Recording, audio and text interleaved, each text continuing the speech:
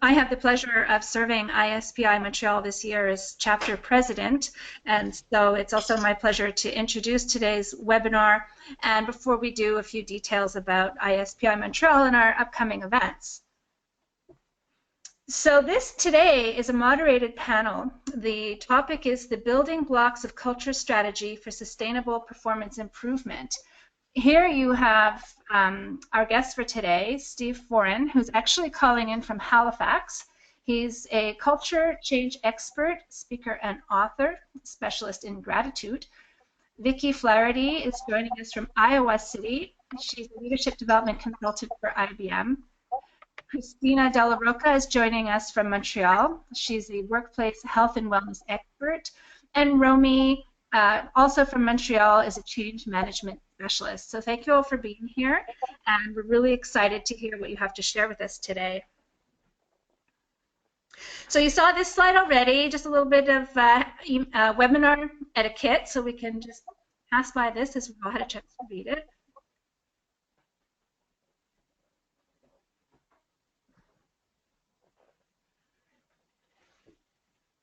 So tonight, I would like to ask you to keep your eye open for an email from us. You're going to get a link to a survey because we're really interested in your opinion on how we did today. You'll get a PDF of today's slide deck, the link to the YouTube video for this webinar, the links for ISPI Montreal social media, and registration details for our upcoming events. And please keep an eye open for that. So here's a bit of background about the International Society for Performance Improvement, also known as ISPI. So our mission is that our members use evidence-based performance improvement research and practices to effect sustainable, measurable results and to add value to stakeholders in the private, public, and social sectors. Our vision is that performance improvement practices like the ones we use are recognized globally as an essential part of every organization's competitive strategy. Our guiding principles are that we maintain a global mindset, we facilitate networking among practitioners, we leverage opportunities, foster diversity and inclusion, we value our stakeholders, and we operate under the standards of performance technology and the code of ethics of our profession. At ISPI is where knowledge becomes know-how.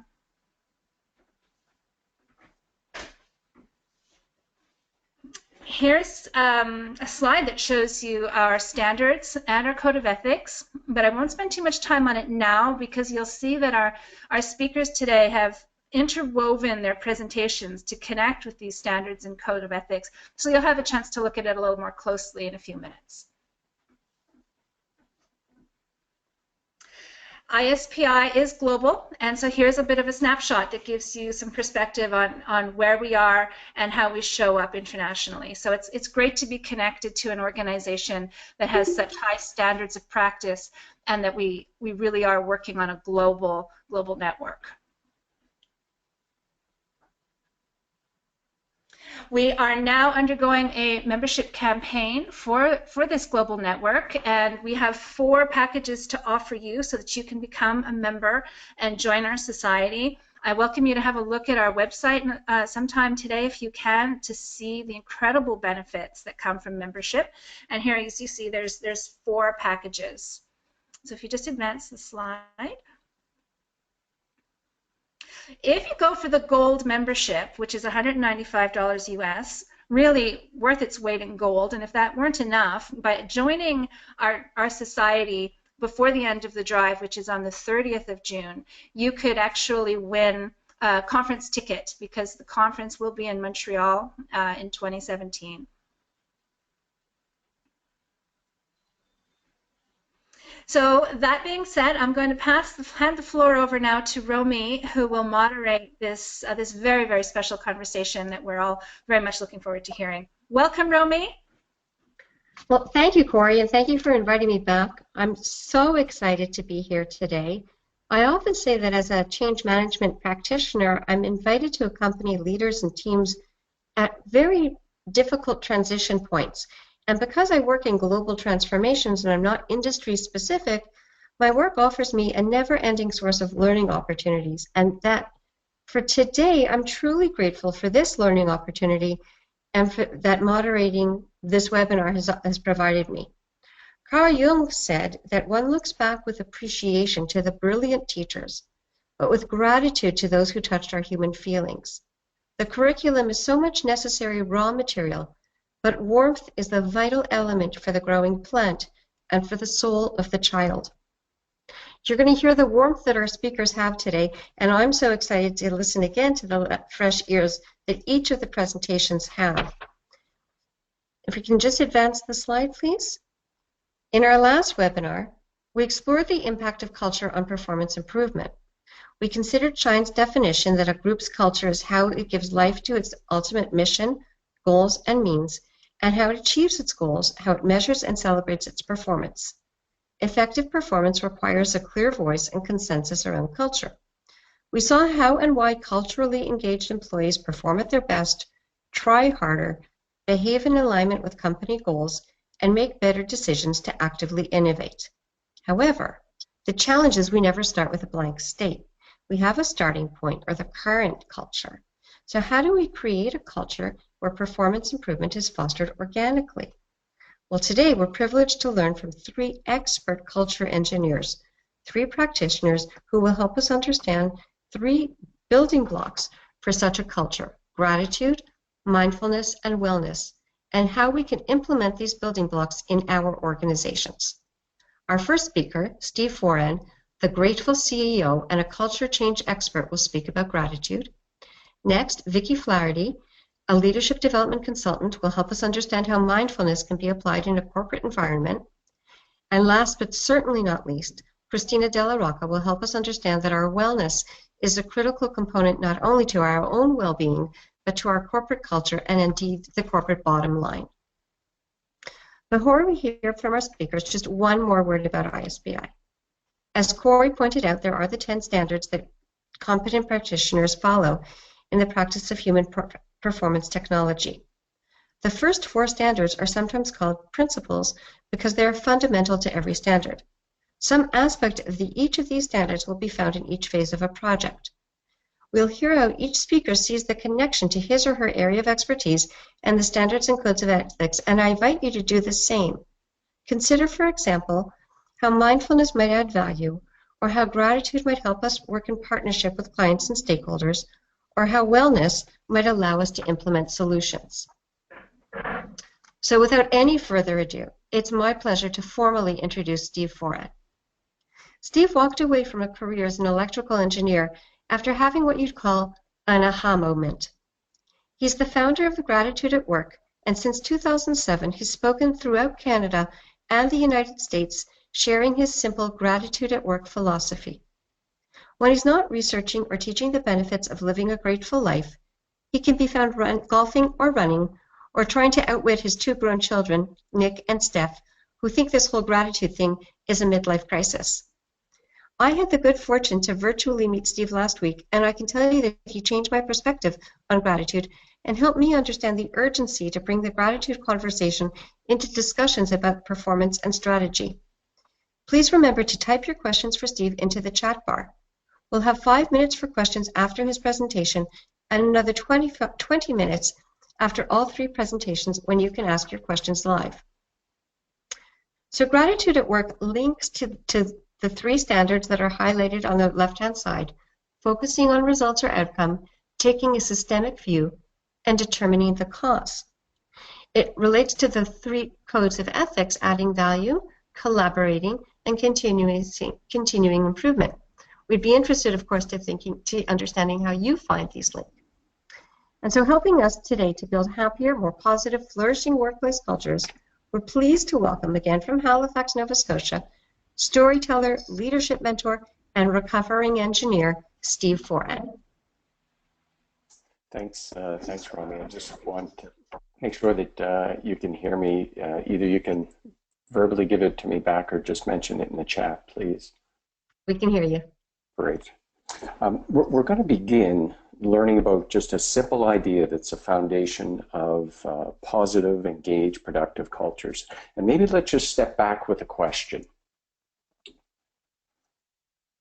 You know how complacency and entitlement can creep into a workplace and just take over? I mean, for that matter, how it can creep into our lives and take over. And when it does, we know that's a problem. Well, complacency and entitlement are two of, I want you to think of them as two of three possible conversations that could be going on inside your head, or anyone's head for that matter. And if it's complacency or entitlement is the conversation in your head, you can't have a third one. So let's get a look at what these three conversations are. The three conversations are entitlement, complacency, or excellence. And the thing is, whichever is your dominant conversation, that's what gets reflected in your behaviors. So let's take these three conversations and reference them to some other scales. Two other scales, you might be familiar with them too. The first is with Gallup, and they lead the way in terms of defining engagement as it relates to performance and culture. And if you're familiar with Gallup's work around engagement, this is what the three conversations look like in Gallup's language. Entitlement, to actively disengage, complacency, to disengage, and excellence, to actively engaged or engaged. The next scale it's my world, it's gratitude. So these conversations map to one of three possible states of gratitude that you can find yourself in. Excellence maps to grateful. Complacency to ungrateful. Entitlement to ingrateful. Now, so just for clarity, ungrateful is the absence of gratitude. It's just like taking something for granted. Whereas ingrateful, it's the antithesis of grateful. This is when someone imputes negative intentions on another, or maybe does evil, or finds fault in benefits that they've received, or maybe they think it's whatever it is not good enough because they deserve better. And I mean, I think this mapping is fascinating, and you might think it's interesting too, but really that doesn't matter, because the main point that we want to take away from this, and this is really important, is that you can teach gratitude. You know, I'm not sure how you actually teach someone to be excellent or teach them to be actively engaged, you know, emotionally committed, but you can actually teach people how to develop a grateful mindset, and it's very, very simple. Just on ingratefulness, it is a characteristic throughout human history that has been reviled. And while I'm not saying that you're an ingrate, according to Gallup, 16% of the population appear to be ingrates. Gallup measures engagement quarterly, and while it varies a percent or two, here's what you're looking at in terms of global engagement. 16% actively disengaged. This is the ingrates, the entitled. 55% disengaged, the ungrateful, the complacent. And 29% are the actively engaged, those emotionally committed to their work, the grateful. In North America, this has cost business roughly $600 billion. And that amounts to, on average, about $2,500 for every employee every single year. You know, studies show that 45% of workers don't even like their jobs. But on the bright side, one study found that workers who were appreciated did 50% more work than those who weren't. Other studies have found that people who experience gratitude, they're willing to spend more time helping complete strangers. And depending on the study, anywhere from 15 to 50% more time. I mean, just think about this in terms of what causes some people to stand out in how they serve their customers. Culturally, if we look at gratitude over time, this graph illustrates the appearance of the word gratitude as a percentage of all words in published works over the last 200 years or so. You can see we're just emerging from an all-time low. And turnaround happened somewhere, looks like somewhere around the mid-1980s, and I don't know if it's related, but This is right around the same time that Martin Seligman, he published his first work that birthed the field of positive psychology. Since 2000, there's been an upturn, and again, can't be sure of the cause, but there has been a surge in the interest in gratitude, and research in the field has exploded. I just want to share with you some of the benefits that science has found in being grateful. Grateful people are more likely to achieve important life goals, be more optimistic, have more social connections, earn more income, have more energy, are less likely to be depressed, more generous, more happiness, greater resistance to viral infections. They sleep more soundly, exercise more regularly, have higher levels of life satisfaction. I mean, the kicker, they even live longer. You know, from a medical perspective, and just very quickly, people who actively practice gratitude are protected from depression, aging, hopelessness, and even seem to eat better. And again, you can see the impact of being grateful that it has on your heart, stress levels, diabetes, blood pressure, sleep, pain, depression. And if we're back to Martin Seligman again, he developed a model for human flourishing. It's known as PERMA. You may be familiar with it. And it encompasses the areas of positive emotions, engagement, positive relationships, meaning, and achievement. And associated with these areas are 24 character strengths. You know, things like courage, hope, openness, and a former PhD student of Seligman's, Scott Barry Kaufman, he looked at the 24 traits and he asked himself, it's like, it's not like I have all the time to work on all these. If I could only work on just one, what would be the best predictor of well-being and the flourishing life? Well, you're looking at the answer. It's on the slide. It's gratitude, right? So this is the case for making gratitude as a foundation for culture. And as you look at that, let's just step back to understand a bit more about what gratitude actually is. Gratitude is an emotion directed towards an external agency.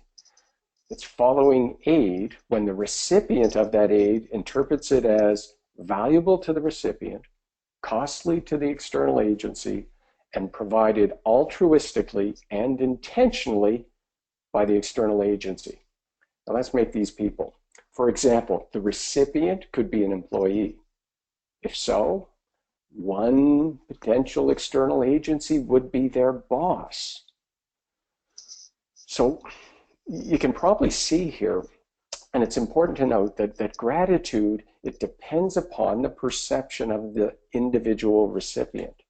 And that's why different people can experience the exact same conditions, but it's depending on how they perceive them and make sense of them. They might be grateful, ingrateful, or ungrateful. So now if we're kind of think of gratitude as a virtue, this is something I teach related to leadership, but it applies to everyone because it informs the example that they set. And as I see it, everyone sets a leadership example. And historically and philosophically, virtues have been considered states of excellence or behaviors of excellence, right? And that they are centered somewhere at the midpoint of two extremes. Let's give you an example. So say, for example, courage is a virtue, and at one extreme is cowardice, at the other extreme is foolhardy. Now, since gratitude is about attributing the benefits that one in one's life to others, when we look at gratitude as a virtue, we need to consider how someone perceives themselves and perceives their lot in life. And I refer to this as in relation to one's sense of self. So as we look at one's sense of self, an overinflated sense of self is at one end of the spectrum, right? This is the self-made person, the I did it all myself. An underinflated sense of self is at the other end of the spectrum. This is the victim. Nothing I do matters. I can't do anything. Whereas a healthy sense of self recognizes the contributions of others, while at the same time it recognizes the responsibility that one has to act. Gratitude in a grateful frame of mind, it places you at this midpoint. And another way to think of this virtue analogy is to think about it through the lens of dependence. You know, underinflated is dependent. Overinflated is independent. While the grateful mindset, it sees itself as interdependent. So now we're going to take a look at what I call the gratitude at work framework, and it's how gratitude works within organizational settings, within social settings. There's just 3 very simple slides that will illustrate it for you. This is a snapshot of you at a moment in time in a state of gratitude. When you experience gratitude, you experience positive affect. This is the positive emotion and feeling of being grateful. This feeling of gratitude, it initiates action. The expression of gratitude, right? You've received something, you have this need to thank someone. And so you can think of gratitude as a 2-sided coin. Experience it and express it. And there's 2 different sides to the same coin. And the thing is, when you express gratitude, it feeds back and you re-experience the gratitude. It's a cycle, and that's why we have this illustrated as a cycle. It's an upward virtuous cycle. Now, this is you in a state of gratitude over a period of time. You can see at the center, there's that same experience express cycle. However, you can see how it emanates out, the circles that move out. You can see that it grows over time. This is your base state of gratitude growing, otherwise known as trait gratitude, or your disposition to being grateful. Okay, we saw you at an instant in time, over a period of time. Now let's put you in a social setting. This is you rubbing off on the people around you. You're the one in the middle, and all those other little gratitude cycles that you're starting, those are the people around you. And in the literature, it's called pro-social inertia. And this is how one person can impact a culture. So, what can you do in your organization, whether it's one person or 1,000? It's pretty simple, and while there's a lot more you can do than what we're going to put on these next slides, we're going to make it really, really simple, and it really just boils down to 3 steps. First off, gratitude is not an intellectual exercise. Even what we've kind of gone through today so far, it has been intellectual.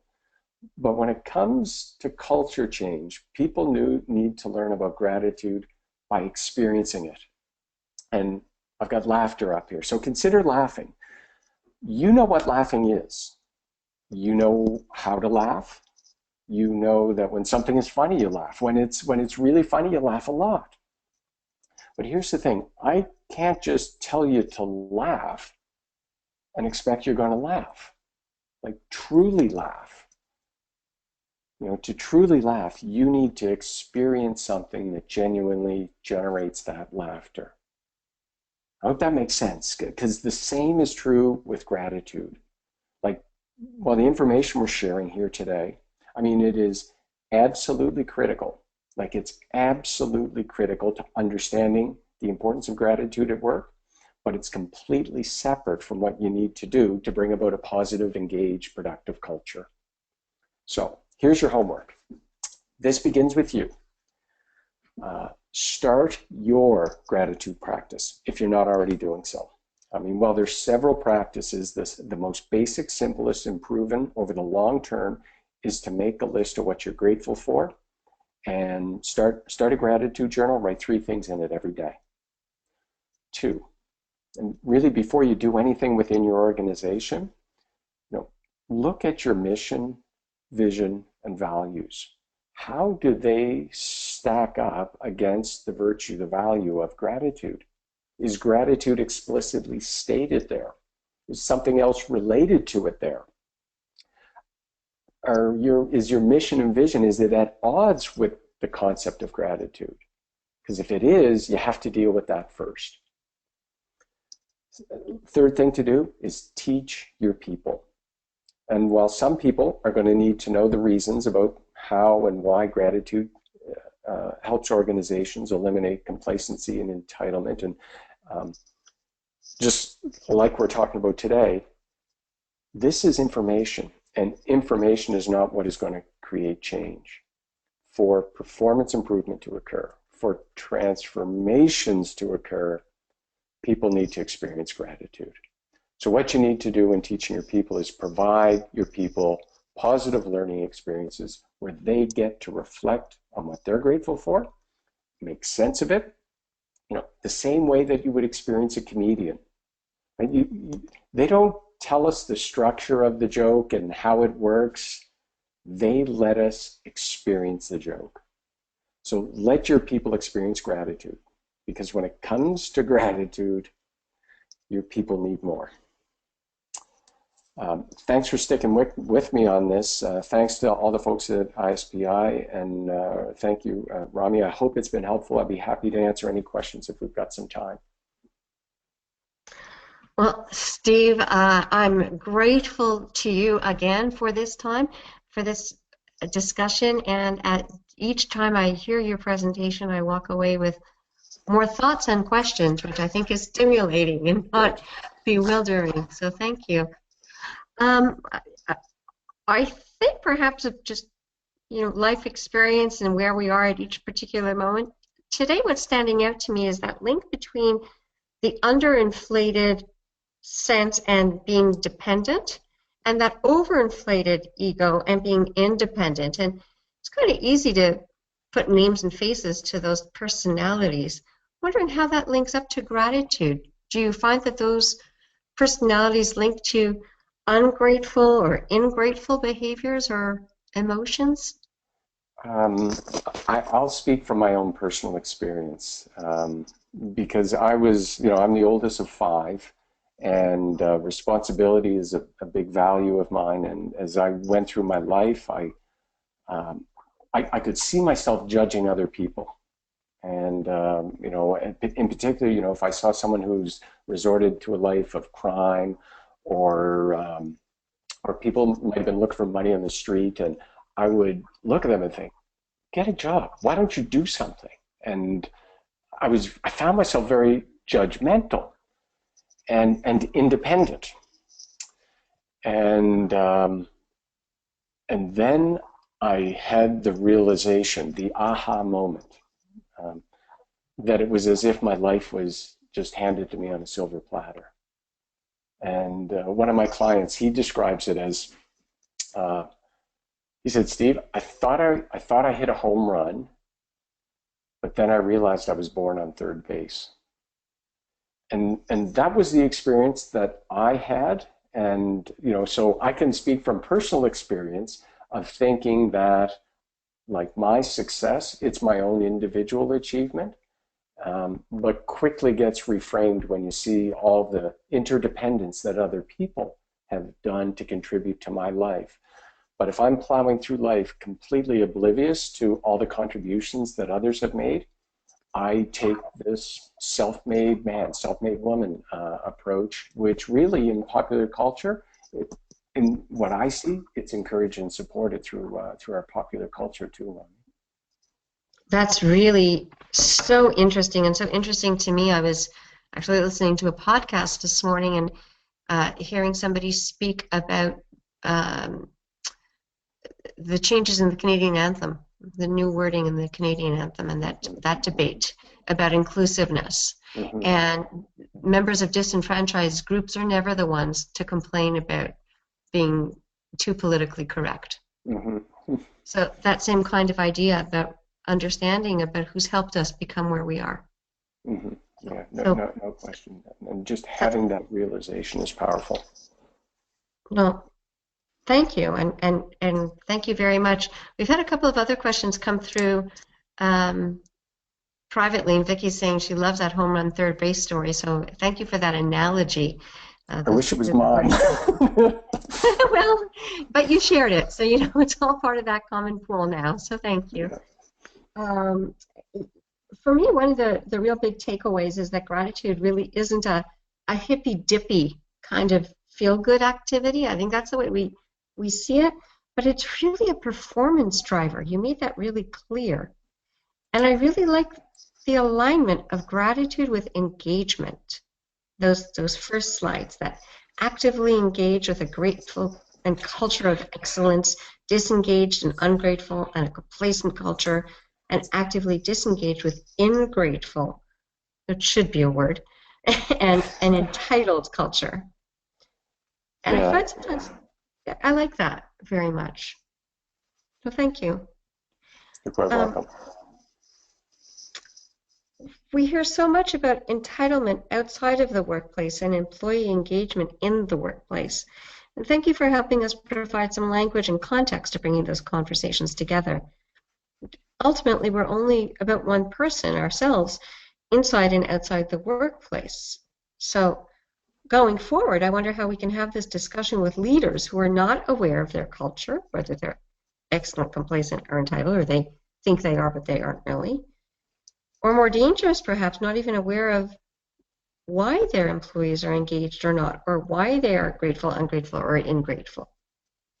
So I'm thinking, just as a segue, how we can raise this level of awareness, whether it's individually or organizationally. Dahlia, if you can just advance the next slide, or intentionally, how do we become more mindful in doing that? And so with that thinking, as we move from gratitude to mindfulness, because it takes both, and we'll come back to Steve, and please continue to type in those questions and getting some personal questions and reflections. It's my pleasure to move in to introduce to Vicki Flaherty, who will lead us in a discussion about mindfulness. So Vicki is, as Corey mentioned, is based in Iowa City. Vicki's been with IBM since 1998, where she's held a number of positions.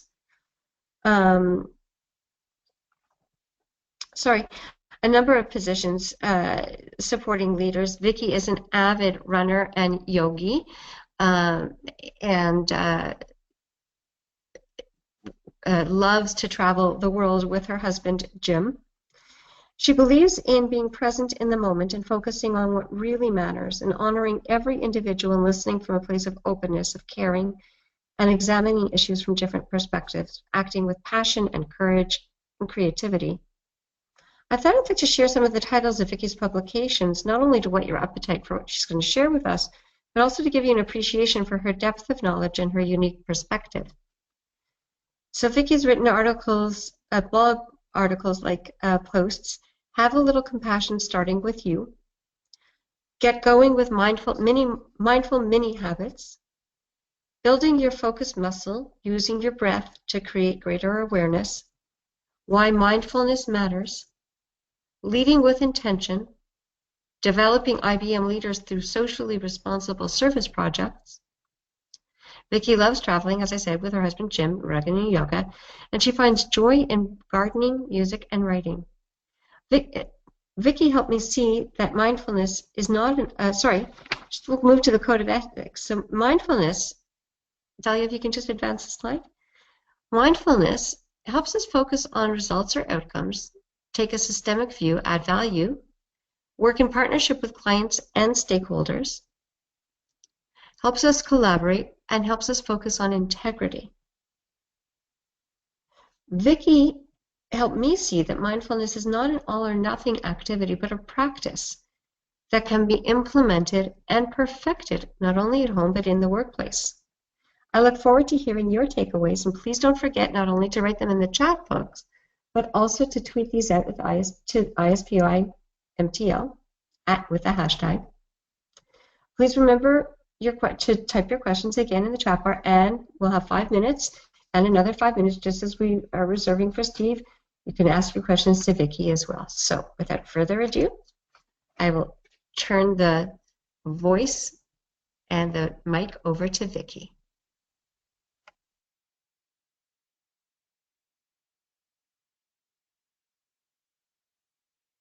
Vicki? Me, can you hear me? Oh, now we can. Welcome. Okay, great. I wasn't sure about the mute on the computer and how that was tied to the phone. Anyway, delighted to be here with you, And Steve, great to hear what you had to say. I see a lot of overlap in some of our concepts and look forward to a rich discussion once we've all had a chance to share. So I invite everyone to get comfortable. Feel your feet on the floor, whether you're standing like I am or sitting. Just feel your feet on the floor. Feel your spine holding your body upright. And if you wish, you can close your eyes and imagine. Imagine an executive, whatever that means to you. And imagine this executive is in an auditorium with 200 of their peers. Visualize their chief health officer, the second speaker in a morning lineup, starting by asking them to stand up, roll their shoulders, stretch their necks, and just move around for 30 seconds before he starts his session about the critical role of well-being for leadership. Now imagine, after he's talked for a little while, everyone in the auditorium is sitting with their eyes closed, focused on their breath. 60 seconds of mindful breathing. You can hear a pin drop in the silence of concentration. Everyone just breathing individually, collectively. And then to close, imagine the chief health officer ending his session by inviting everyone to pause, to take a few slow, quiet breaths and reflect on something they are grateful for. Just breathe in all the possibilities the scenario opens. You can gently open your eyes if you had closed them.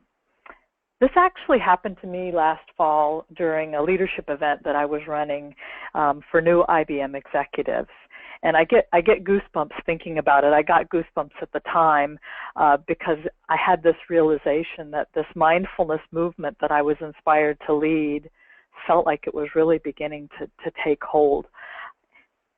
And these brief practices, what we call a micro pause, a mindful minute, and a gratitude pause, encouraged our executives to purposefully pay attention to their physical bodies, their breathing, and what touched their hearts. We got out of their heads. These executives were practicing mindfulness. And here together are visualizing this auditorium of executives practicing mindfulness. We were actually practicing mindfulness. We were focused together. So what is mindfulness exactly? And I'm going to share a definition with you that is from Dr. John Kabat-Zinn, who's one of the modern leaders of mindfulness today, and he's credited for bringing scientific credibility to mindfulness. And he defines it as mindfulness means paying attention in a particular way, on purpose, in the present moment, non-judgmentally. So paying attention in a particular way, and that way is on purpose, with intention, in the present moment, being here now, and non-judgmentally.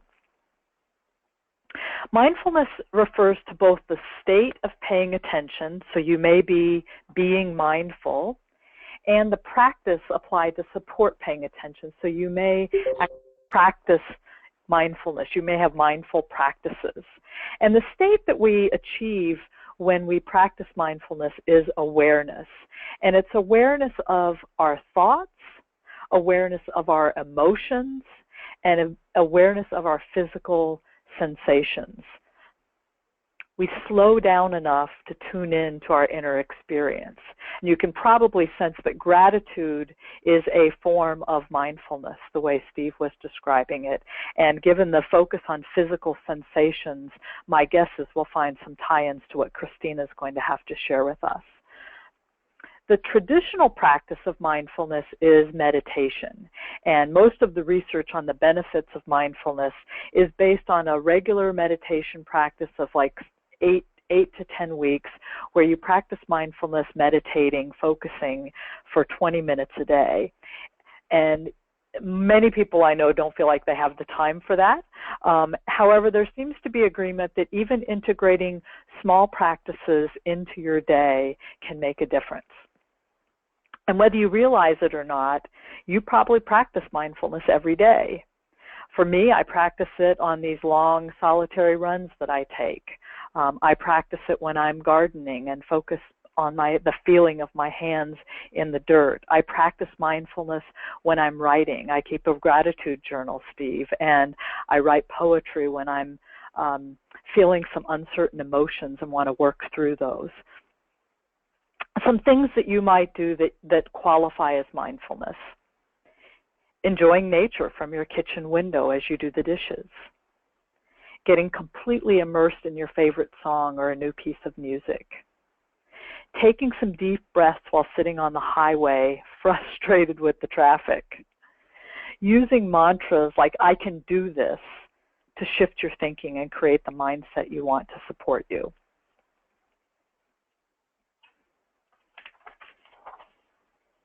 So much research has been conducted on the value of mindfulness, and we could really spend the whole hour, actually probably a whole day, focused on the science behind mindfulness. But we'd probably need someone else to actually lead us through that, because I am not a trained meditation practitioner nor a neuroscientist. But that said, I think there's one principle that's really important for us to understand about why mindfulness works, and it's the idea that our brains have neuroplasticity, and that means that they are not fixed, that we actually have the ability to change our brains over time, that we can shape the wiring in our brain by practicing. And this really gives us incredible freedom and power in our lives to create what we want. The change comes, though, with consistent practice. So Steve invited us to keep a gratitude journal and to write down 3 things every day. That practice of doing that every day is building new neural pathways. It's creating and shaping our minds in new and different ways. And there is a lot of research out there showing changes in before and after meditation where the gray matter density in our brains actually shifts, and there's shifts around working memory, positive affect, our ability to empathize. So if you see on the screen now, you'll see an image of a brain before and after mindfulness. So imagine that you're in a meeting, you need to be focused. Which brain do you want to bring with you? I kind of like the colors of the before brain, but if you really think about it, it means the brain is active in all kinds of different ways. And if you really need to focus, the brain on the right, the after brain, after meditation brain, is much more focused and able to tune in to what needs to be attended to. So where does this power of mindfulness come from? And for me, I think the power of mindfulness, just from my own personal journey around mindfulness, comes from the fact that it wakes people up. It affects how people think and how they feel, and it influences how they engage. And I see 3 drivers to this. And so if we could go to the next slide, there we go. Any change starts with awareness, and mindfulness enables us to grow our awareness on 3 important levels: self-awareness, other awareness, and awareness of our surroundings. So what's going on inside of us, what the experience of other people is that are with us, and then the environment or context in which we collectively engage. And it's from this place of awareness that we get to, through mindfulness practices, that we become at choice. Once we notice how we're showing up and what others are experiencing and what's happening in the world around us, we can opt for something different. By catching our autopilot running, our default patterns at play, our habits leading us, we can create shifts. And mindfulness puts us in this place of noticing where we can take responsibility for how we engage in the world. Are we going to let that thought, are we going to follow that thought and let that story take hold, or are we going to let that story go and choose something that's more aligned with what we want to be creating in our lives? Which brings me to intention. Intentions really create the power to take aligned action in those moments of choice. So mindfulness creates a space for understanding what it is we want to create in our lives and in our work. It can help us see the vision for what's possible. It can create clarity about the outcomes we want to achieve. It can help us see the results we want to be part of and the way we want to accomplish our goals.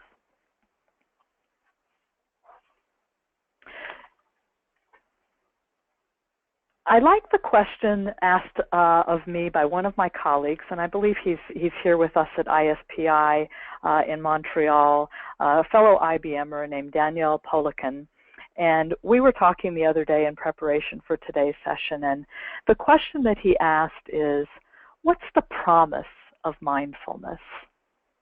And together we imagined what might exist if we worked at a company where the CEO was going away for a year or two and gave us full permission to bring mindfulness into our workplace.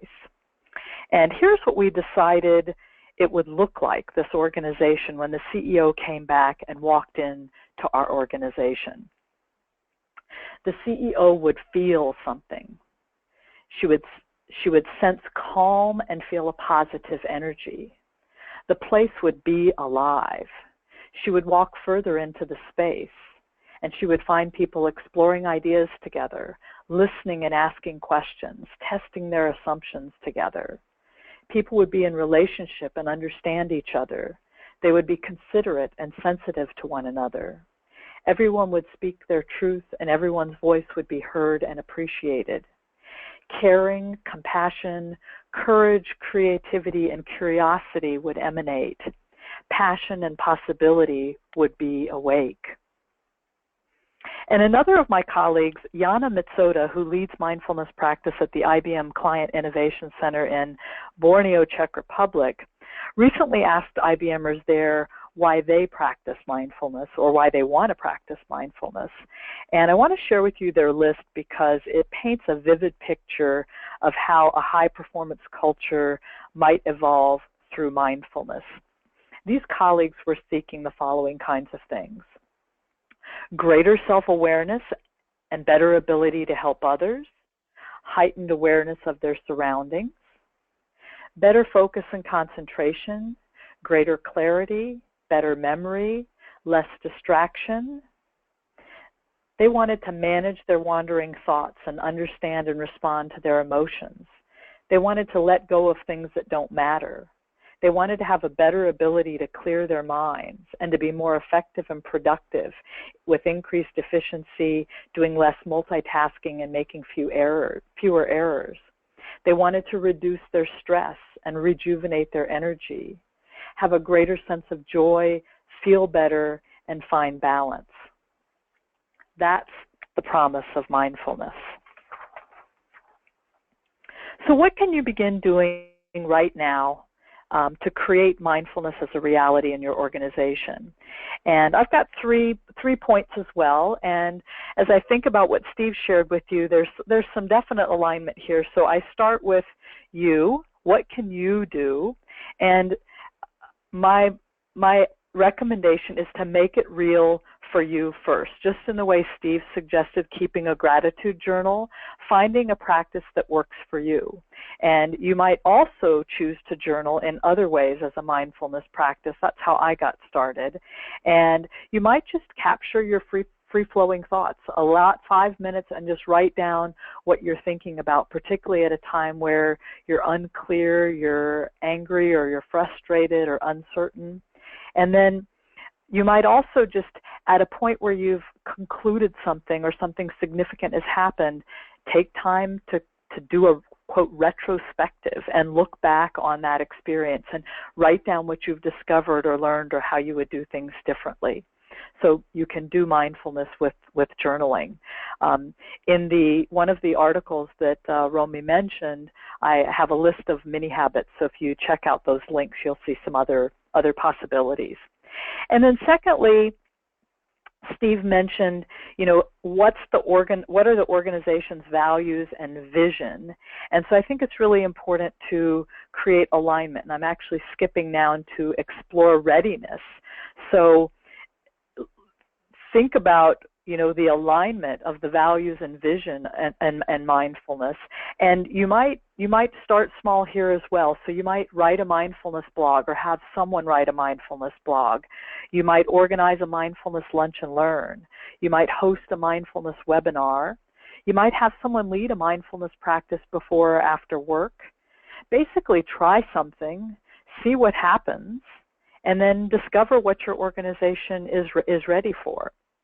And then Steve had mentioned people and exposing people to gratitude. So this is the begin small. Make it real for you, your people, and the organization by experimenting with actually doing it in the business. So you might introduce a mindful minute. You might start or end your meetings with just breathing together. Or you could intentionally focus on what are the outcomes together we want to achieve today, and giving voice to that to everybody in the room. Sometimes I actually read a poem to create a feeling and an emotion that I want to put into the room. And then finally, just as part of my planned remarks, I think to bring mindfulness into an organization, you'll need three things: passion, a clear vision for why you want to do this. And for me, I dream about this caring and compassionate workplace where genuine relationships lead to great things. Courage. You'll need courage if your experience is anything like mine, because you will meet resistance. That hippy-dippy thing that Romy had mentioned, it's alive and well in large parts of IBM. And I try to remind myself that resistance is a sign that I'm making contact. And I continue to get strength from the idea that that resistance that I'm experiencing is actually the sign that I'm needed. And I go back to a yogic saying of the obstacle in the path is the path. It's a reminder I'm on the right path. So courage to stay the course. And finally, curiosity. Just being curious about what the organization really needs. Maybe it's not ready for certain ideas, and maybe there's another pathway. I know on my journey of the last 15 months, I saw some possibilities, and we've made different detours along the way. So be curious about this place and what's needed now. So thank you. Vicki, thank you so much. First of all, I'm mindful and grateful for your wonderful travel photos. I noticed Scotland and Italy, and the images that those evoke for me. So thank you for those. Thank you much more so for helping put some clarity around what mindfulness really gets at, that it's, again, not that hippy-dippy, but much more concrete in that we can all get at it. I'm mindful that we're a little bit behind time, but just wanted to make an observation for myself and then open the floor to some questions. I love the promise of mindfulness. I was wondering if perhaps you could maybe share some of that. I love the wording that you and Danielle put together. And knowing Danielle personally as I do, I could hear some of his voice resonating in that. So wonderful work. As you were reading it, it sounded to me like a description of a mission or a vision statement for somebody that was moving into a high-performance culture. So it was interesting that the next discussion was of a high-performance culture. That being said, I wonder if you could move to a high-performance culture or have that intention to be a high-performance culture if you don't have awareness. So can we get there if we're not mindful? And I wanted to just put that out to you kind of quickly. It's a bit of a heavy question, but do you think that you could get there without that? I don't see how you can. I do think that a vision of having a vision is takes mindfulness. It takes being thoughtful, and I think a high performance culture is about more than people thinking. It's about people feeling. It's about people bringing their whole selves to work. And so I think the answer is no. Thank you. I would tend to agree with you. I liked the link that you made to readiness. I think from a change perspective, the more attention we put to readiness, the more successful we'll be in holistically working with the people who work for and with us. So thank you for that. I'll just remind people that we'll have some time at the end to ask questions to Steve, to Vicki, and of course to Christina. And that you can continue to point out some of your questions or write your questions in the chat. Thank you, Vicki. For me, the link between gratitude and mindfulness not only was in the commonality Steve commented in your in the next steps in the workplace, but also in that holistic sense. What was interesting also is that we can't choose what happens to us, but we can choose how it impacts our day. So we choose our experience. We choose the perception of our experience, and mindfulness and gratitude help us do that. So in the words of Greg Anderson, we have the power to choose positive behaviors and responses, but that's a practice that both gratitude and mindfulness can help us do. So if we don't have that mindfulness, if we have an inattention, a lack of mindfulness, or lack of well-being, what's the cost of that in the workplace? If a lack of well-being, as you say, Vicki, it's caused by a lack of attention, can we quantify the impact of that lack of well-being on an organization's culture? And when do we start to talk about well-being in the workplace? So this leads us very nicely to Christina Della Rocca, who's our third and final speaker today. Christina is a mother of 4, herself a health and fitness nut who squeezes the most she can out of life. She's an avid runner, water skier, and yogi. It's a commonality here with our speakers, who loves to be outdoors. Having healed herself from a lifestyle condition in her late 20s using the principles of naturopathic medicine along with the traditional medical care, she knows firsthand what leading a healthy lifestyle entails and its impact on the mind and body. Today, she inspires people to transform their lives and companies how to transform their workplaces by implementing programs and services that teach how to eat, think, and move so they'll have healthy, engaged, and motivated and productive employees who are better manage stress, are less susceptible to disease, and take less time away from work due to colds and flus so they can bring the best of themselves to the office every day. Christina's knowledgeable, dynamic, and personalized approach will inspire your employees to transform their lives as well as your workplace so that it's a realistic, manageable, and sustainable.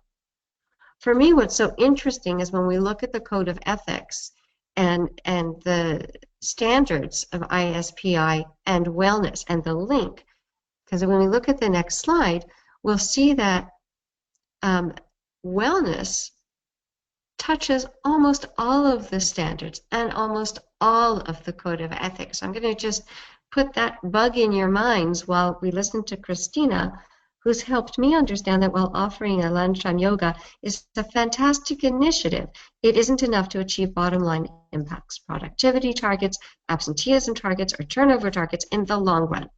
I look forward to hearing your takeaways, and please don't forget to write these in the chat line or tweet these out with the hashtag ISPIMTL. And again, we'll have 5 minutes or so for your questions and another 20 when we can ask everyone live. So without any further adu, I am very happy to introduce Christina Della Rocca, the founder, speaker, and owner, I guess, of Exercise Plus. And with that, Christina, I'll turn it over to you.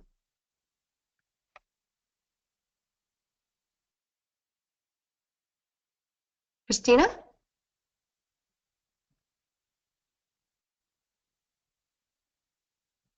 Hello? Ah, there she is. Are you able to hear me? Ah, there we go. Okay, perfect. All right, so thank you. Thank you for that lovely introduction. And I also want to say thank you to both Steve and Vicky for their presentations. I mean, your explanations and your delivery was excellent. I mean, on target. And it's going to be fun because their practices are perfectly aligned as well as intertwined with what I'm about to speak to today. So with all that you've already heard, I'll just jump in by saying that, you know, the key to making a lasting difference in your company's health starts with your employees. And that in order to make that difference in the company's culture, you're going to need to invest in your human resources. And this can be done by implementing a corporate wellness program. And that program will teach your employees how to lead a healthy lifestyle that incorporates physical activity, proper nutrition, as well as stress management. And we saw how that can be done very well with both mindfulness and gratitude, amongst other things. So because living a healthy lifestyle will have a direct impact on people's mindsets, a positive impact, of course, which in essence is going to help us thrive as human beings. And it's those very things that make us thrive as human beings that are the building blocks of a corporate culture strategy. These blocks being the eating right, the moving, the getting fit, the managing the stress, as well as finding enjoyment, and all that contributing to a healthy mindset, and which ultimately leads to thriving, engaged, and highly performing employees within the workplace. So the goal is really to get people to change their lifestyle behaviors, right, over time, slowly over time, which we're going to talk about more as I move on.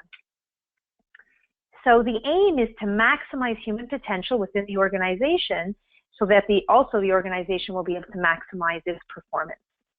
But in order to better workplace health, we really need to provide the opportunity for employees to better their own personal health and wellness. Now, ideally, they would be out doing this on their own, but realistically, we know that this is not the case. And yet, according to the World Health Organization, 80% of heart disease and stroke, 80% of type 2 diabetes, and 40% of most cancers, and this number in particular is growing, are preventable if we can reduce key risk factors. And those risk factors include high blood pressure, cholesterol, obesity, excessive alcohol consumption, an unhealthy diet, being physically inactive, smoking, and stress. And all of these are, of course, interrelated in some shape or form. We also know that the main contributors to employee absenteeism are depression and anxiety, stress, negative relationships with a supervisor or a manager, coworker conflict in the workplace. And again, all of these really are interrelatable because one affects the other as you go up the line. And on top of it, we know that each one is preventable. So we need to take action. We need to figure out what those actions are for every company's culture because it's affecting the company's health as well as its bottom line. So what do we need to do? Well, we need to affect the mindset of people by incorporating programs that are going to make positive behavioral changes that are going to affect these 5 things. So we need to get people moving. So physical activity, right? We need to get their hearts pumping, blood pumping. We need to get them moving. We also need to show people how the foods they eat have a direct impact on not only the way they look, but also on the way they feel. And I'd like to take a look at that for a minute. So I'm going to repeat that. We need to show people how the foods they eat have an impact on not only the way they look, because people are very aware of that, but also on the way they feel. Because not only does food become your body, your cells, and your organs, okay, so the health of your internal body as well as the appearance of your physical body, but also affect the health, but food actually creates your thoughts.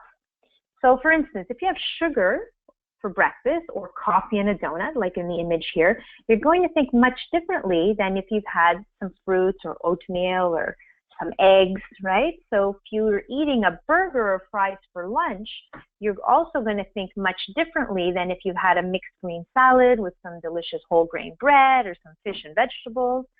What happens is we feel differently when we drink alcohol and coffee, right? So kind of think about that for a minute. Well, the same is true with food. So it's important to get a handle on what you eat and drink. But of course, we can't do it through willpower or discipline or crazy dieting, but really by understanding what is going on in your body when you're eating these foods and making those changes slowly over time. And so this is one of the very important things that I like to address in health coaching programs to help people make the connection between mind and body. Of course, we also have sleep. Okay, very important to get adequate as well as quality sleep. We, of course, need to manage the stress in our lives. And with all of this, we need to change attitude. And again, mindfulness will come into that. Gratitude is going to come into that. And the impact of the above four also will come into that, because they really are all interrelated as people start to feel good from the inside out and not the opposite. So leading a healthy lifestyle really is an important part of a culture strategy because it's long known to be one of the cornerstones of a positive corporate culture. A company is made up of individuals, and the whole, being the company, will only be as healthy as the individuals that make it up. So in order to have a healthy corporation, one needs to cultivate the health and wellness of each of its employees.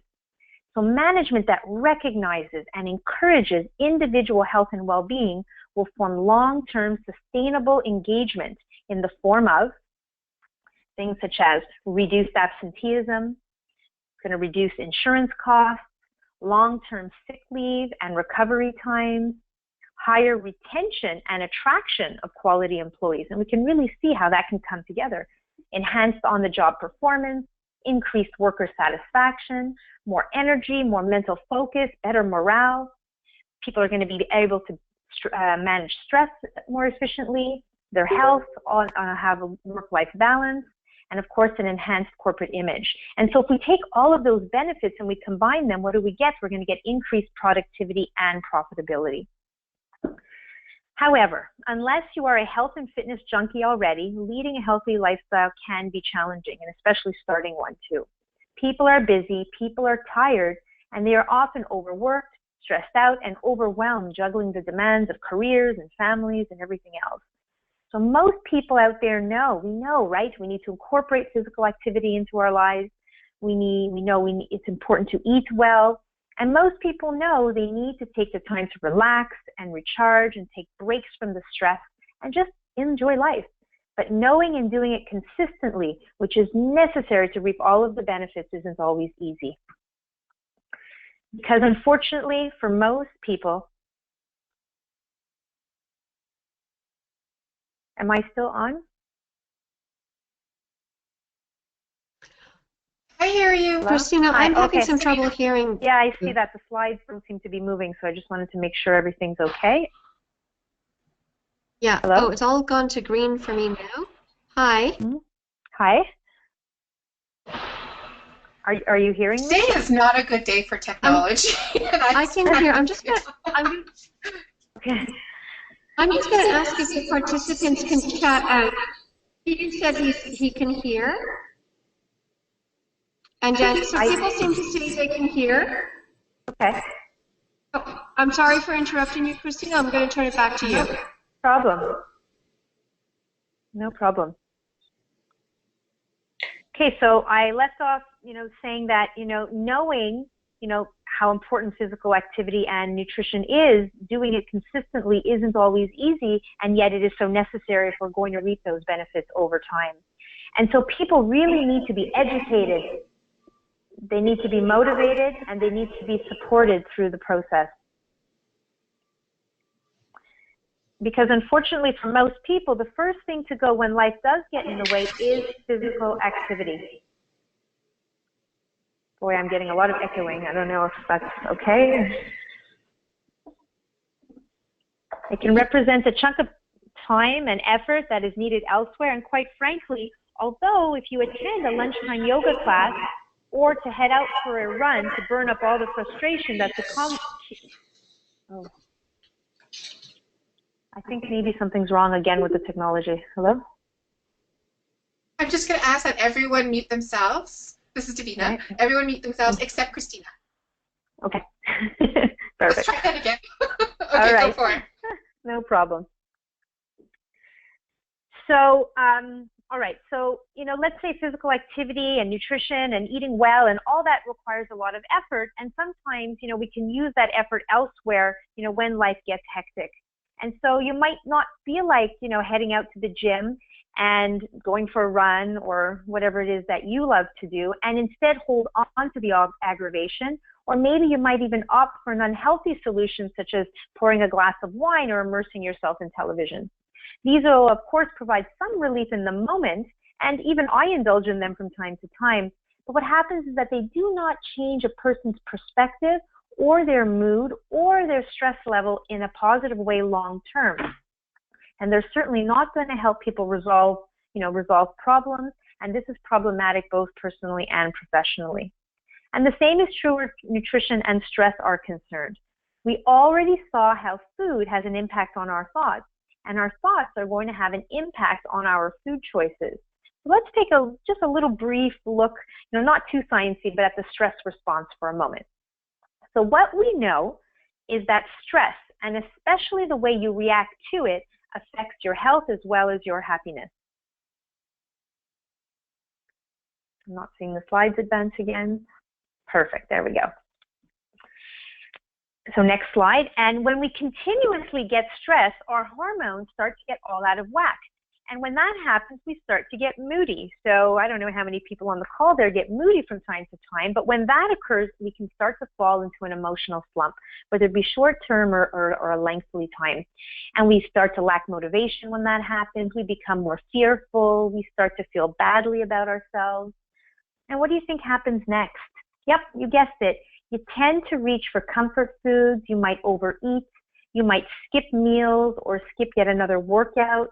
You could start fighting with your kids, maybe have an issue with a colleague or a client. And so, start giving up on your goals, and the cycle continues from there. And with all the stress and okay, we're one slide ahead of me now. And with all the stress and all the hormonal imbalance, what we start to see happen is chronic low-grade inflammation will start to settle in. And inflammation, of course, is the precursor to disease. Without getting into that all exactly what that means, we can look at it just from a smaller perspective and know that means that your heart rate starts to increase, your blood pressure is elevated, your cholesterol levels start to rise, and we become more susceptible to colds and flus and other infections circulating. And the end result is that all of this will have a great impact on our energy level, on our state of mind, on our working memory, our ability to control impulses and decision making, and ultimately increases our risk for anxiety, depression, and other unfavorable conditions. And so companies see rising healthcare costs, and with the snap of a finger, they want to solve the problem with an occasional health seminar or lunchtime yoga class. But the situation must really be evaluated taking a more holistic approach to what's happening to those employees, both personally, as a group of individuals, maybe a department, for example, as well as a group of individuals within the larger organization. Wellness is really is an ongoing journey where balance is constantly shifting. Okay, and it's really not a quick fix with a specific goal to achieve. And so what we see is that radical programs, running in with like a weekly event, for example, a health event or a wellness workshop, do not work long term because typically they're too radical and people's lifestyles cannot support them in the long run.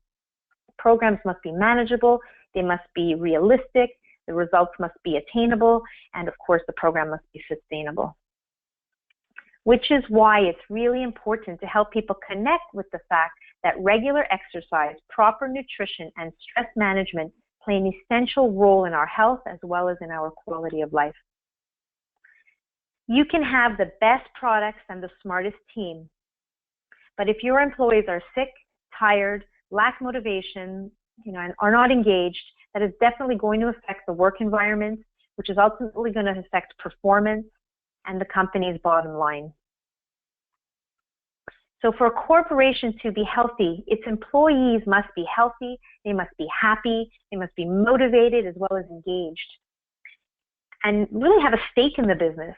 And so if the culture of the company strongly encourages leading a healthy lifestyle and almost, or in fact, frowns upon non-participation, then a sort of peer pressure will develop within the company. And the employees themselves will encourage participation, and it will successfully grow from there. It is proven that eating well, regular physical activity, adequate sleep, stress reduction, drinking enough water, healthy relationships, and a healthy mindset help people thrive. And if people within an organization are thriving, it stands to reason that the organization itself will have a much better chance of thriving itself.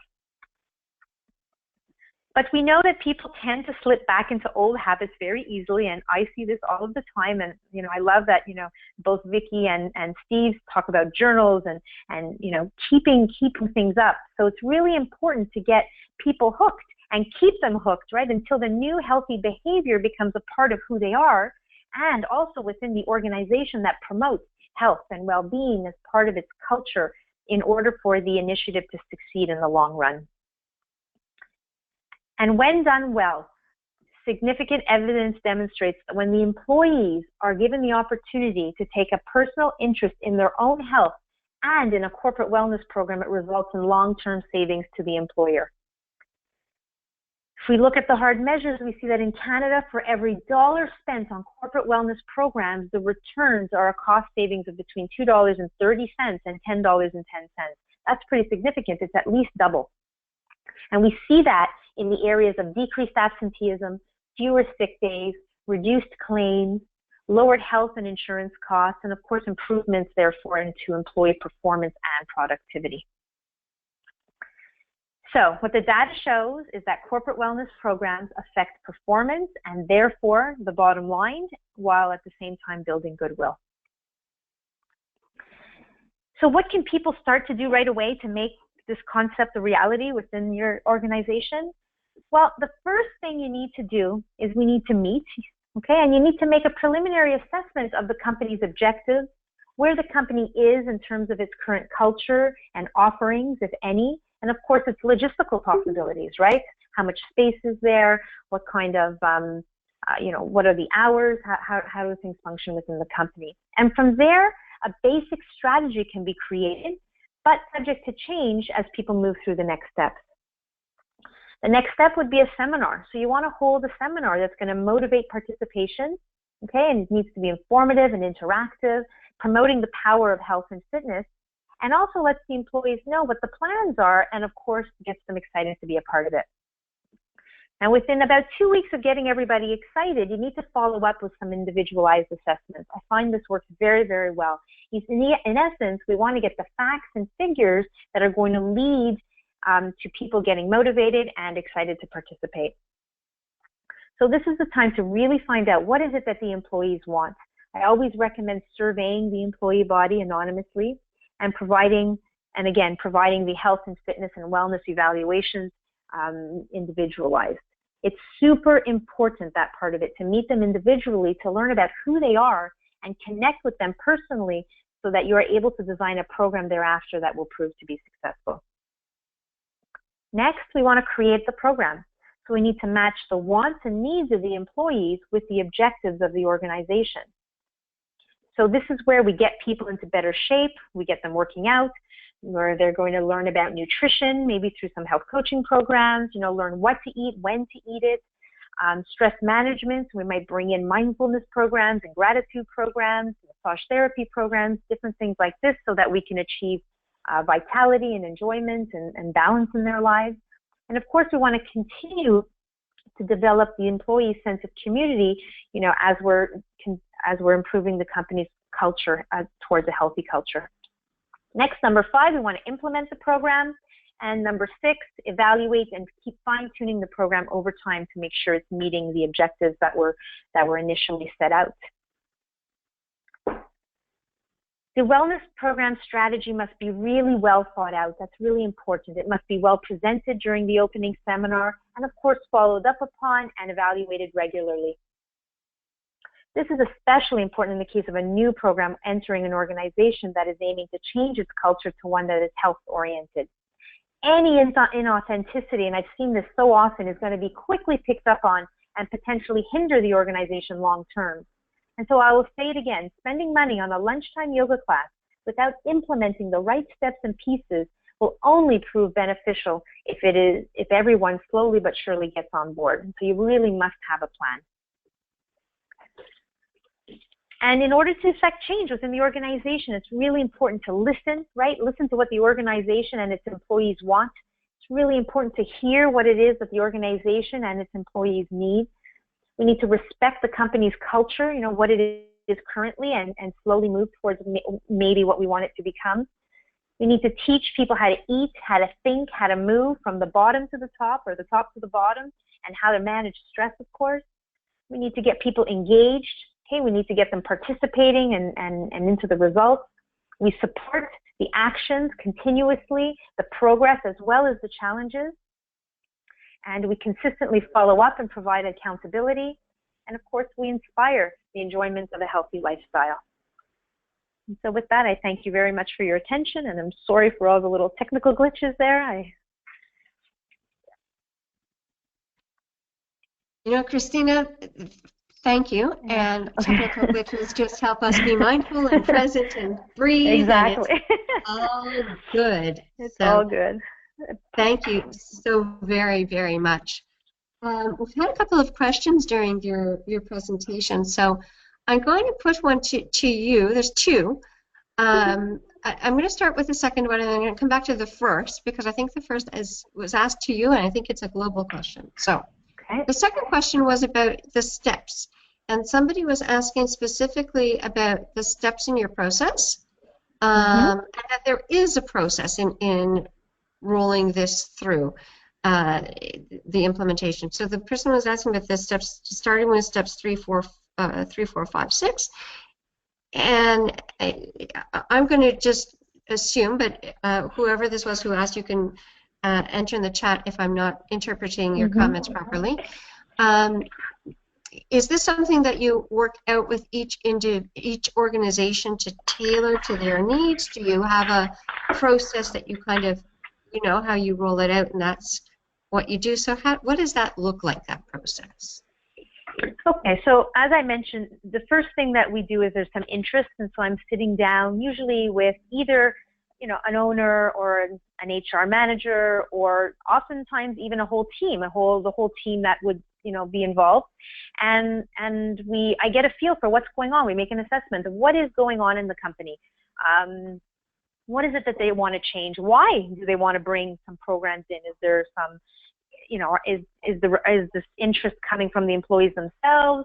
Are they responding to trends in the market?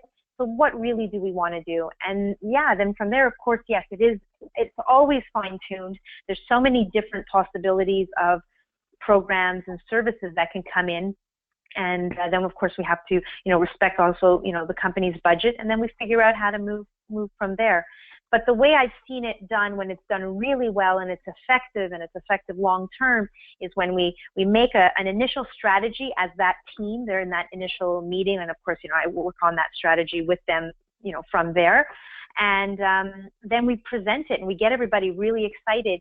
And then we come in with those, as I mentioned, individualized assessments. So we're really getting people to, get their cardiovascular tested. We're getting them to do push-ups and sit-ups and things that are really making them feel, wow, like I really need to get into shape. Maybe they're getting their real age, depending, which assessments we do, and wellness. And then we get all this information of what it is that really the employee body needs to, achieve, usually companies want more engagement, they want less absenteeism, etc. And so then we're really able to tailor in. I'm like, I really hear a lot that yoga is going to be important, or I'm really hearing that, there's a lack of mindfulness, or, people really need to move. People are depressed, they're overweight. There's a lot of, risk factors, present at this particular company. And then from there, we create a program and we offer it, and then we see what happens and how it's working as a practice. And then, yes, of course, we fine tune it from there. Some classes don't work, some instructors don't work, and the nutrition and all that. So we kind of tie it in. Did I answer the question? You did, and it's interesting because when you presented this last week and we looked at it, what struck me were the steps in the process was very similar to the steps in the process that I apply in my profession, change management, and how I go at assessing a project. And the comment came from, I may not be pronouncing your name properly, I apologize, Elena, who said that from her perspective as an educational technologist, it looks very similar to the ADDIE process. So it's interesting how we all come from different practices and different professions, but the way in which we attack the issue seems to be very systematic and thankfully lines up. So we're able to complement each other very well. It's a very interesting point. The next question was specific to you, and then I think maybe if we have some time, we'll just turn it over to all panelists. Comes from Danielle, and I'm just tweeting to see if it's Christine, I think, was the other person who asked the question. And the question was, yeah, Christine and Danielle James. The question was, how do we help HR lead the cost-benefit analysis? So how do we help HR and position HR for success in making the point of how important this is? We spoke about this a little bit earlier, you and I, and so I'm really happy to see that this was a question that came out, and so I'll just give you a moment to answer. So, sorry, the question, how do we help HR make the case? Sorry, I got offline there for a second. Sorry. So how do we help position HR to presenting it as like possibility to enter a company, you mean? Or position them to have success with the objectives that they set forth? Well, to look at a cost-benefit analysis, when we know that there's such a focus on numbers and results and deliverables, and this is going to have a long-term cost before we get that benefit, how do we position HR for success in that conversation? For a wellness program? That's a good question, because some of the results are, of course, tangible, and some of them are not as tangible, right? So, but of course, yes, to validate the cost of a program, that you want some tangible results at least. The results that become easier to assess over time are things like absenteeism and fewer sick days. I found sort of interesting that when people, when certain programs like the coaching programs and the fitness classes and whatever it is, when the people are signed up on those specific days, they want to be less absent. And then we also see over time, but you're not going to see those results necessarily in the first 3 months, for example, that are quantifiable numerically, but over time, like in the 2 to 5 year range, you start to see, reduced healthcare claims because now they're healthier. So people have been, they're maybe needing less prescriptions. Their sick days have been reduced, and you start to see the measures, the benefits, in the longer term like that. People are using less insurance premiums. And in that respect. And then the less tangible things that we see, we see that people start working a little bit more collaboratively, as we're doing more team building, and people are kind of in a department, it's so fun to see that, the people are kind of grabbing their colleagues, come on, we got to head down, the class is starting now, or the mindful minutes sessions are starting, or whatever it is that's really going on. Come on, she's talking about green vegetables today, and she's giving some juices, and so we really see that, as the employees start engaging together more and collaborating together more and interacting together more, finding commonalities, that you start to see departments, the improvements go up. And when people are able to work more collaboratively, of course that has an impact on productivity. So it's not always easy to exactly assess the value, but there are ways to kind of come in and we do it. And we do it in a little bit of a formula to find what are the areas, like if it's absenteeism, okay, we really need to reduce absenteeism. How are we going to do that? Okay, so now we're going to really address that, and we're going to evaluate that specifically. So I'm going to invite a couple of things, because we're really coming to the end of our time. So I'm going to be very mindful of the fact that we committed to a 1:30 stop. However, we also said that we would try and open up the floor. So with that, and with this very interesting question, I'm going to invite both Vicki and Steve to unmute themselves. And I'm going to also invite Paul LeBlanc, who's just made a suggestion for how to make this cost-benefit analysis and some analogies, to unmute himself. And Paul, perhaps I'll invite you first to just talk about the comment that you just chatted in, and to speak to what you just typed in and explain that. And then perhaps Vicki and Steve can also speak about how we can help HR position gratitude and mindfulness for success, so that we can bring a holistic approach to these three building blocks of culture. So Paul? I don't know if you were able to unmute yourself. Davina, can we allow Paul to unmute himself? I can read Paul's question. Paul, if you could unmute yourself, jump right in. Paul's question is, positioning HR for cost-benefit analysis. How about using analogies to the same processes of marketing operations uses to justify the launch or retention to a new product or operations process? I'm not sure if I read that correctly. So interesting, and Paul, that's interesting. Something that I've done in the past is I've kind of made the link for HR and other executives in the C-suite between what it is that they're trying to do with their customers and how we need to engage our employees in the same way. So making those links and bringing that together, that's a very interesting, and I like some of those analogies. So thank you for sharing that. Vicki and Steve, have you had any, do you have any tricks or suggestions to how to make a cost-benefit analysis for HR for mindfulness or for gratitude? Vicki, if you want to go first, please go. Hello? Vicki, are you there? Or, I'm here. Go ahead, Steve. Okay.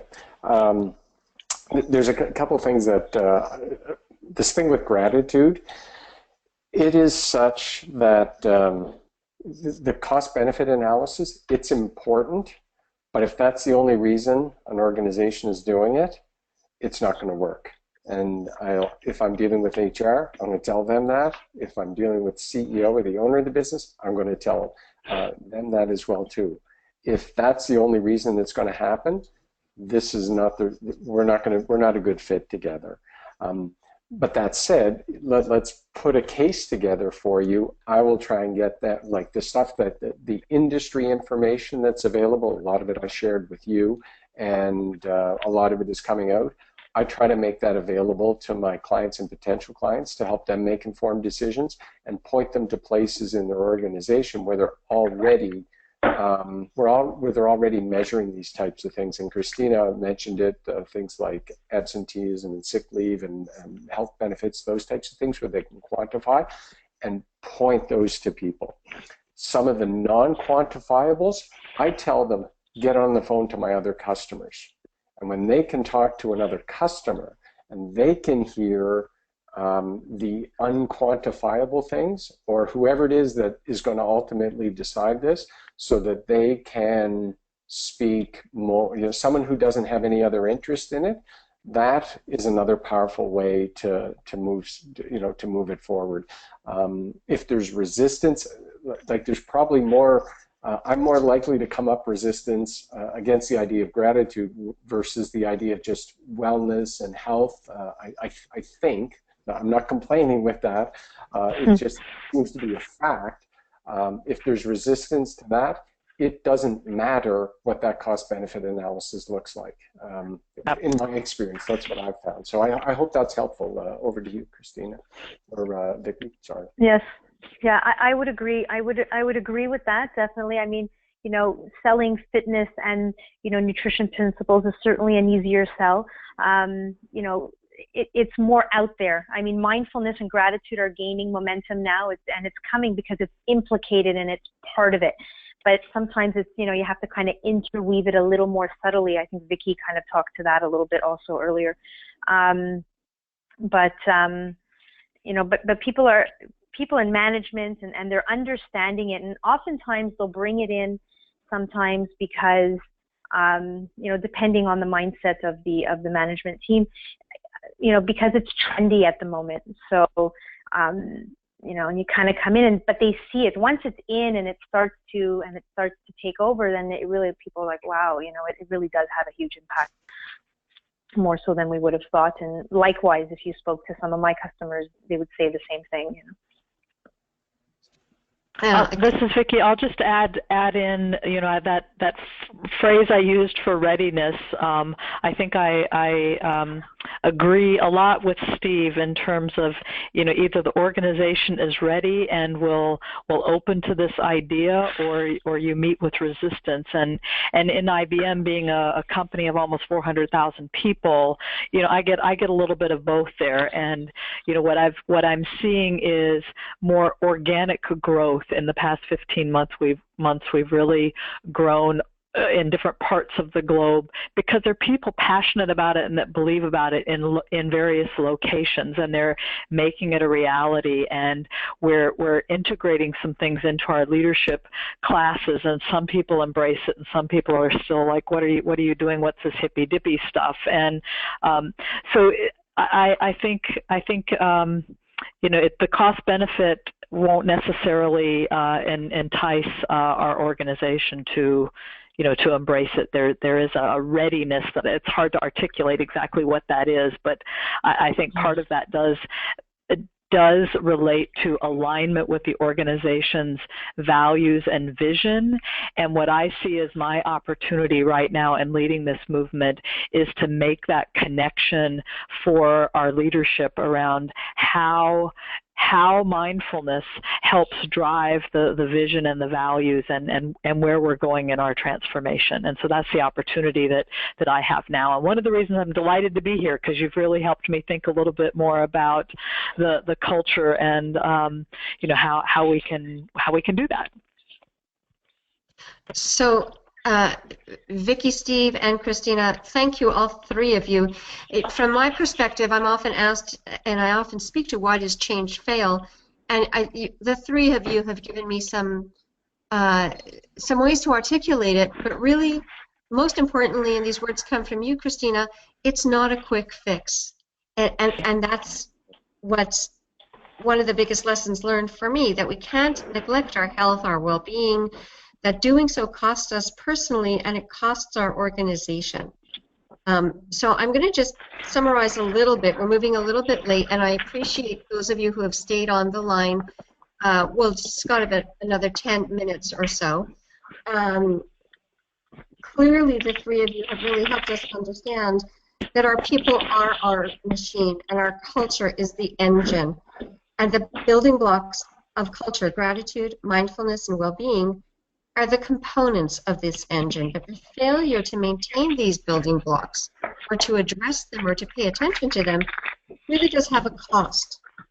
And so more positively, thankfully, there are small steps that we can each take every day.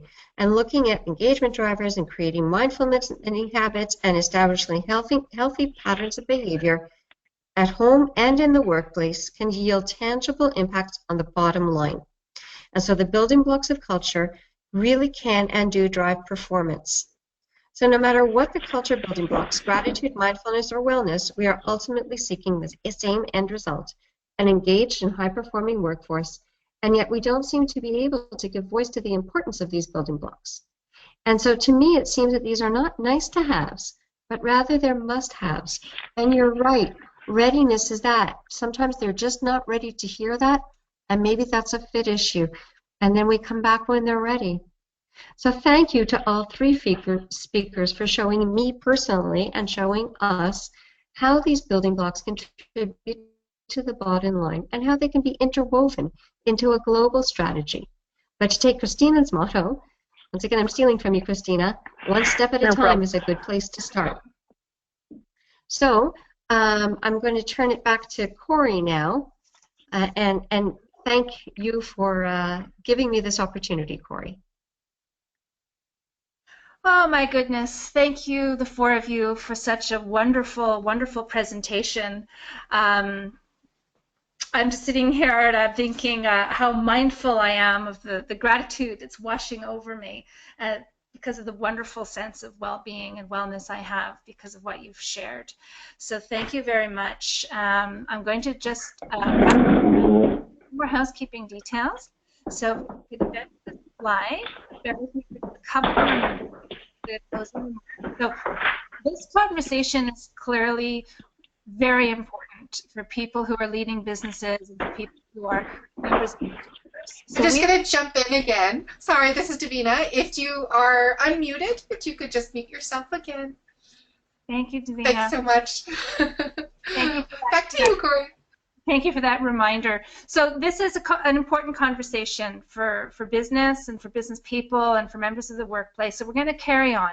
On June the 22nd, we have a live event in Montreal at Concordia University where we're going to continue talking about mindfulness, well-being, and gratitude. And we're also going to be speaking about purpose and ownership. So that'll be the evening of the 22nd, which is next Wednesday.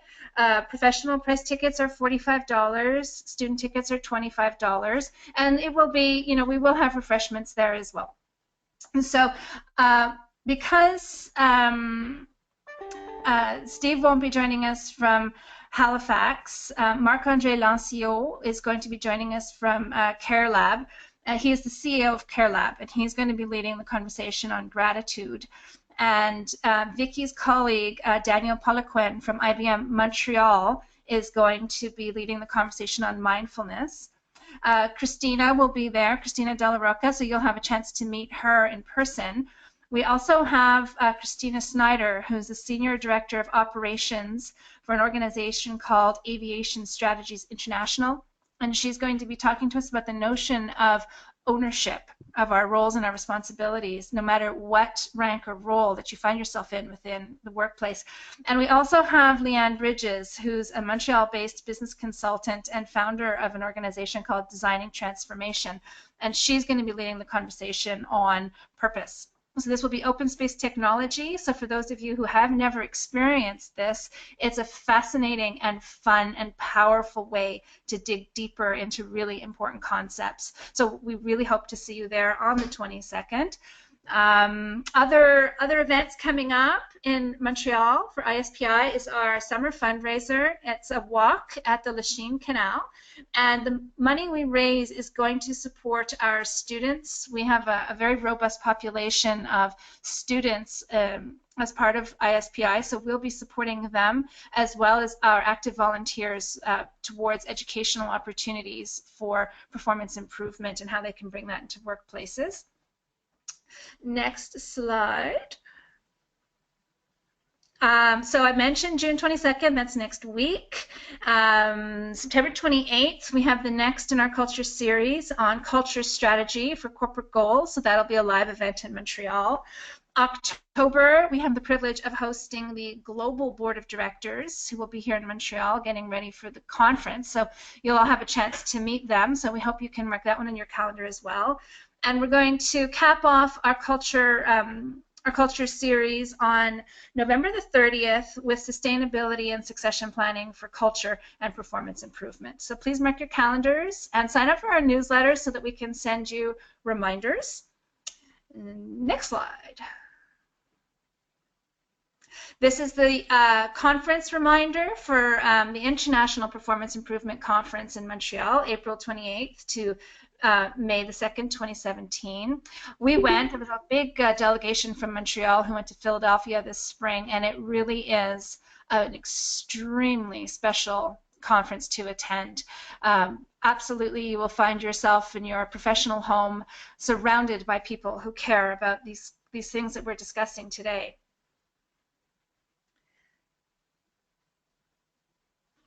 If membership interests you, like I mentioned at the beginning, the gold membership could win you a ticket to the conference. So the contest ends on June the 30th. So I encourage you to check it out. So many benefits to being a member of this society. It's really, really a great place to be.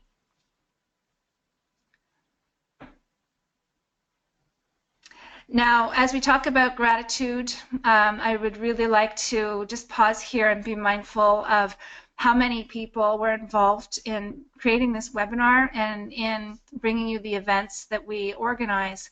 Massive team of volunteers behind the scene, and each and every one of these individuals are true professionals who are really, really bringing the best of their skills and abilities to serving this society. So thank you to all of you behind the scenes. And for those of you who are listening in, if you do decide to become a member, you get to be a member of this community of really, really professional, beautiful people. Again, keep an eye open for the online survey. Tell us how we did. You can also put a few comments in the chat box here if you have time, but we really do appreciate your feedback. It keeps our content relevant and meaningful for you. We are social, so you can find us on LinkedIn, Twitter, Facebook, and MailChimp. For those of you who are not familiar with MailChimp, it's the engine that powers our newsletter, so please subscribe to it, and we'll be able to send you emails directly to keep you posted on what's going on for us. Next. So that's it. So I wish you all a wonderful day. I wish you a day and a week and a career full of gratitude, mindfulness, and wellness. And so with that, we're going to sign off and say farewell, and hopefully we'll see you on the 22nd of June at Concordia University for the next leg of this event. Bye-bye, everybody.